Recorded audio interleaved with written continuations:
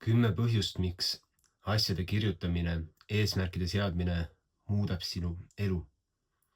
Eks ju, et kordus on tarkuse ema ja eesmärke seades, asju välja kirjutades me tegelikult õpime ennast kordama, me õpime kontsentreeruma, me õpime olema selged ja seadma oma eesmärke.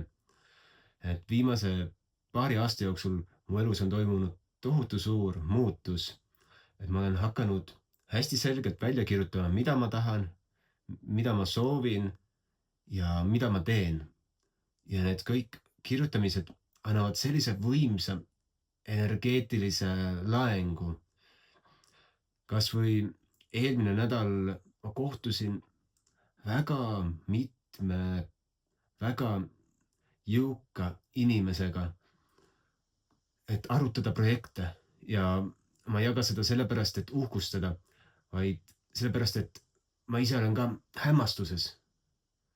Et lihtsad ideed, mis minu sees on, mida ma olen siis välja jaganud, välja kirjutanud ja siis välja rääkinud ja need on hakanud magnetiseerima, looma reaalsust. Ja selle puhul ma olen teinud ka töövihiku, et selle saad siit alt alla laadida, võid teha annetuse, et inimesed, kes on seda kasutanud praegu, et see on ka nende elu magnetiseerinud, et soovitan proovida. Et ma olen aastaid kirjutanud asju, et kui ma olin koolis ja oli see algne Facebook, et siis ma tegin ühe postituse koolisüsteemi vastu, mis läks väga populaarseks ja läks isegi ajalehtedesse ja siis ma olin juba natuke hämmastunud, ahhaa, okei, siin on midagi. Ja siis ma aastaid kirjutasin ja täpselt ei saanud aru, et okei, mis täpselt, et ma kirjutan neid ilusaid lugusid ja niimoodi, kõik soovitused olid, et kirjuta proosat, kirjuta lugusid. Aga minu puhul ei töötanud see. Aga minu puhul töötab see, et kui ma kirjutan enda visioone, et ma ei kirjuta mingitest lugudest kusagil välja mõeldud maailmates, vaid ma kirjutan selle maailma lugu. Et ma kirjutan lugu maailmast, mida ma soovin kogeda ja mida ma näen ja siis astun samme, tegevusplaane sinna poole, kirjutan nii-öelda numbrid välja, äriplaanid selle ümber ja niimoodi kaks maailma ühinevad, et selline romantiline unistuste maailm ja päris tegevuste ehk siis ärimaailm ja koos nad saavadki luua sellist reaalsust, mis on kogu nii-öelda inimkonnale ja planeedile toetav, armastav, kallistav, hoidev. Aga igatahes, kui sa midagi kirjutad välja, siis sinu mõistus kontsentreerub, sul on selge siht, eesmärk ja sa saad aru, mis probleemi sa lahendad. Et selles juhendis sa leiad täpsemalt, et kuidas seda tehnikat teha, kuidas neid asju välja kirjutada, mismoodi täpsemalt, et sellesse ma väga ei süüvi praegu.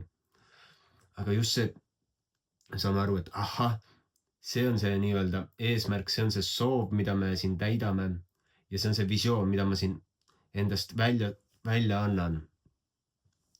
Ja siis teine asi, mis ma olen märganud, et nende eesmärkide seadmine, et visioonid, eesmärgid, et need magnetiseerivad, tõmbavad ligi võimalusi. Eriti kui neid veel jagada, inimesed näevad, vau, sa teed mingit lahedat asja, ma tahaks teha sinuga koostööd. Ja kui näiteks kirjutad välja äriplaani, saadki näidata numbreid ja kui numbrid töötavad, et siis see töötab ka nii-öelda äriinimeste peas. Neil on vaja numbreid, vaatab number töötab, siis davai, teeme ära. Ja kolmas põhjus on see, et alateadvus teeb imesid, et õhtuti ma lähen küsimusega magama, et kuidas ma seda saan teha ja kuidas see ja näiteks täna öösel läksin magama, et nägin, et üks aktsia hakkas mul tõusma ja tõusis mul päevaga 150%. Et see, kuidas ma investeerin aktsiatesse, et sellesse ma ei süüvi praegu, et selle jaoks mul on täitsa oma metoodika. Ja siis ma olen ostnud selle sama aktsia, ehk siis kui sa saad midagi aru, siis sa saad aru, et see on väga väikse hinnaga aktsia. Aga vaadates seda maailma poliitikat ja asju, siis seal on see idee taga. Igatahes mul oli küsimus, kuidas ma saaksin seda juurde osta. Sellepärast, et ma olin enda nagu isikliku nimega ostnud maksimumi, 1 miljon osakut ettevõttes. Ja see oli, aga sa saad teha ju läbi teise vahendaja osta ka neid. nagu tuli hommikul ärgates. Mingi kell 5 ärkasin üles, käis see tee ettevõttele, okei, ettevõttega või teise sellega kasutajaga, okei, davai. Siis hakkasin hommikul tegema sinna kasutajat, et siis teha nagu nii-öelda topelt minemine. Ja siis siin on 2 sellist naljakat asja, mida ma panen tähele, et kui me nagu ärimaailmas ja nii-öelda sisuloomes inimesed ütlevad, leia enda nišš, keskendu sellele. Ja siis investeerimises öeldakse, et hajuta. Aga tegelikult see on vastupidi, olen mina avastanud, et pane fookus, tee üks asi ära, tee üks projekt ära. Et mul on 13 projekti äkki praegu korraga, mis käivad, 13 projekti. Aga ma teen iga projekti, see, mis praegu on teha, ma kirjutan üles eesmärgid, plaani, ma teen kõik selle asja ära, ta on tehtud. Ja siis ootan järgnevat infot, tegevust. Ehk siis sa näed, et ma ei ole see, kes nagu nii-öelda rabeleb asja küljes, vaid teen seda rahulikult, pikk ajaskaala.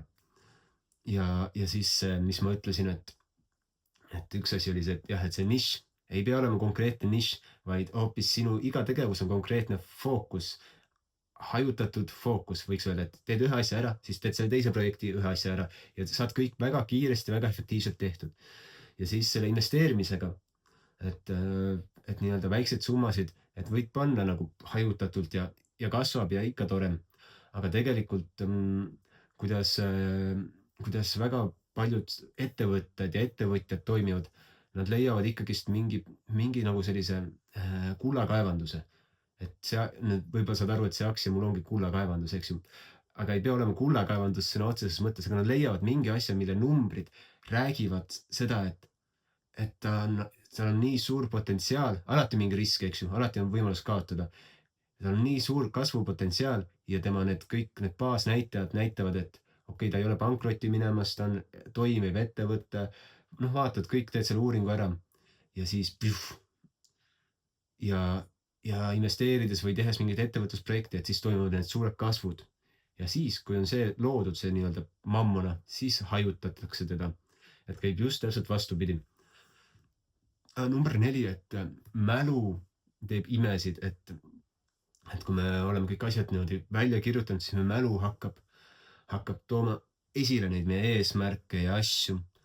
Ja siis järgmine asi on see, et me oleme nii-öelda, võtame vastutuse oma nii-öelda eesmärkide tegevuste üle, et ma panengi eesmärgiks, et 2026 näiteks alustame ühe tüübiga ühte projekti praegu, kus me müüme ühte toodet internetis ja panime eesmärgiks 2026 100 000 eurot tulu. Okei. Kas see juhtub niimoodi? Loodetavasti. Ma ei tea praegu. Aga need numbrid tulevad ka alateadvusest. Need on lihtsalt need, mis tulevad. Ma ei küsitle neid, ma ei analüüsi neid, vaid lasen sellel välja imbuda. Siis me paneme plaani nende ümber paika ja siis kontrollime neid päris maailma numbreid ja päris maailma võimalusi ja siis kohaldame plaani selle kõige järgi. Aga eesmärgid peavad tulema kuskilt. Nad tulevad sellest nii-öelda algsest potentsiaali allikast, ma võiks öelda. Ja kui me lubame juhtuda, kui me paneme neid plaane kirja, siis me aju genereerib juba uusi võimalusi, kuidas me seda saaksime teha ja kuidas me seda saaks teha. Et nii kaua aega, kui me mõtleme midagi peas, siis tihti ei juhtu asjad, sest see ongi see heietame enda peas, bla. Ja me ei jõua mitte kuskile, aga selged plaanid, selged eesmärgid ja siis hakkab elu muutuma. Ja see on täiesti hämmastav, et just seesama pööris, mis tekib, pöörisefekt. Ehk siis me hakkame magnetiseerima enda juurde võimalusi, et meie aju kohe ja meie see suur teadvus töötab meiega koostööd tehes, et me oleme aru saanud, mida me soovime, mida me tahame siin elus ja siis jõuamegi sinna, et me saame aru, mida me täpselt tahame siin elus. Ja just need asjad, et ma soovin seda, ma tahan seda, kirjutamegi neid nii palju välja, kui me saame täpselt aru need päris asjad, mida me soovime, kes me oleme, mida me tahame. Näiteks mul on mingi 7 aastat vana arvuti ja mul on jumala suva, et mul on 7 aastat vana arvuti, sest ta teeb oma töö ära ja mulle väga ei meeldi arvuti. Mis siis ma ostsin need prillid, et saaks vaadata rohkem nii-öelda kirjutada ja telefonis arvutis, et see ei segaks mu silmasid. Ja mu silmad läksid pingesse. Näiteks sellised asjad kohe, nagu olin valmis, okei, kus ma need leian? et kui me saame aru, mis me tahame, siis kaob ka vajadus väga paljude asjade järgi ära, mis muutuvad triviaalseteks. Need kõik kokku loovad selle ühe suure tervikpildi, kui kõik nii-öelda mittetähtsad asjad kaovad ära, ehk siis see on 9. punkt, et kõik mittetähtsad asjad kaovad ära ja me olemegi nii-öelda oma nendes mininišides nii-öelda lukustatud oma projektides ja teeme neid ja loome nii-öelda ühistervik minapilti, mis ongi see, kes sina oled või mina olen ja kes kogeb seda elu ja näeb seda elu loominguna ja näeb seda elu võimaluste loomisena nii teistele kui ka iseendale. Ja lõpuks on ikkagist kordamine, kordus on võluvõti. Kordamine on tarkuse ema, kordus on tarkuse võti, universumi nii-öelda saladused ja oskused ja asjad tulevad sinu kätesse.